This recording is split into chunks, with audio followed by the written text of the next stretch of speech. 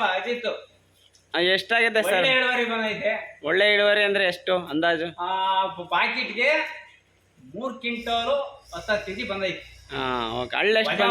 ಹಳ್ಳೆಷ್ಟಾಗಿದೆ? ಹಳ್ಳೆ 6 quintal 71 KG ಆಗಿದೆ. ಯಾವ ಊರು ನಿಮ್ಮದು?